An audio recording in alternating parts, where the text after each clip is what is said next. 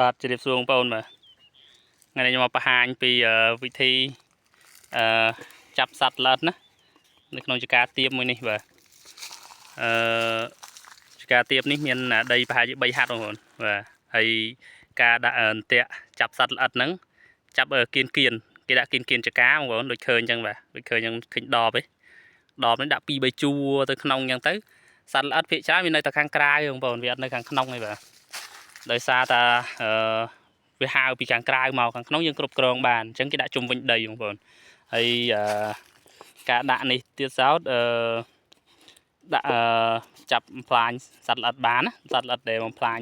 ដំណាំទៀបបងប្អូនដូចដឹងស្រាប់ហើយតាទៀបជាដំណាំប្រភេទដែលសត្វល្អិតបំផ្លាញសម្បើមណាស់បាទអញ្ចឹងហើយការដាក់អន្ទាក់បែបនេះគឺងាយស្រួលបាទ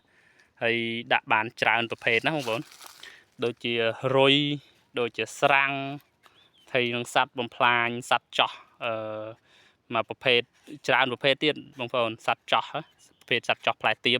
ហើយអានេះបងប្អូនអាចយកទៅដាក់នៅក្នុងតឡាចក្នុងតសក់ក្នុងលពៅបានណាបងប្អូនបាទវិធីសាស្ត្រនេះនិយាយទៅដាក់សឹងបានគ្រប់ដំណាំទាំងអស់បងប្អូនមិនថាដំណាំអីទេបងប្អូនគឺធ្វើបែបហ្នឹងបានបងប្អូនឃើញនៅក្នុងការដាក់ហ្នឹងយើងអាចចាប់បានសត្វល្អិតតូចជាច្រើនបើសត្វធំពេកចាប់អត់បានទេបងប្អូនឥឡូវជាមួយខ្ញុំមូលឲ្យបងប្អូនមើលបាទអានេះមូលដបចេញមកអានេះខ្សែតូចមួយហើយគេដាក់សលៃត្បាល់កជាចុងនេះគេជ្រលក់ទឹកថ្នាំបងប្អូនជ្រលក់ថ្នាំប្រភេទថ្នាំដែលតាក់សត្វល្អិតណាបាទថ្នាំហ្នឹងគេ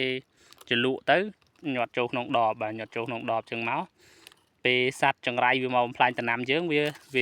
តាក់ជាមួយតាក់នេះបាទ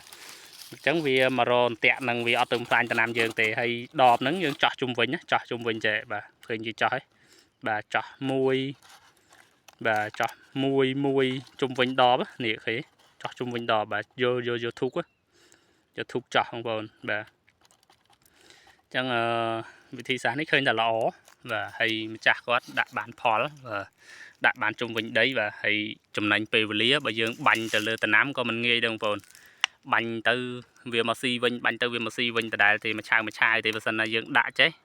ចំណេញដាក់តែម្ដងគឺប្រើបានមករដូវបងប្អូនបាទនេះឃើញសិតដបបាទដបនេះក៏ដាក់ជុំវិញដើមតែម្ដងជុំវិញដីតែម្ដងបាទមួយដើមមួយជុំវិញដីបាទហើយបងប្អូននឹងស្រាប់ហើយដំណាំទៀបជាដំណាំមួយប្រភេទដែលសត្វល្អិតចូលចិត្តណាបងប្អូនសត្វល្អិតចូលចិត្តតែថែទាំបានដិតដល់ហ្នឹងគឺខូចខ្ទេចខ្ទីអស់ហើយបាទតកៅចោះរុំពងរុយមកពងដាក់តកៅពេញហ្នឹងបងប្អូនបាទខ្ញុំឃើញវិធីសាស្ត្រនេះឃើញថាល្អមែនតើបាទបងប្អូនអាចធ្វើវិធីសាស្ត្រនេះសាកល្បងនៅលើដំណាំបានច្រើនប្រភេទបាទនិយាយទៅមិនថាដំណាំអីទៅដំណាំអីគឺអាចធ្វើបែបហ្នឹងបានបងប្អូនបាទគឺអាចចាប់សត្វល្អិតចង្រៃបានច្រើនប្រភេទណាបងប្អូនអរគុណច្រើនចំពោះវីដេអូហ្នឹងមានតែប៉ុណ្្នឹងឯងបងប្អូនបាទមានមតិយោបល់បែបណាសូមខមមិននៅខាងក្រោមវីដេអូហ្នឹងបាទសូមអរគុណច្រើនជួបគ្នានៅវីដេអូក្រោយទៀតបាទ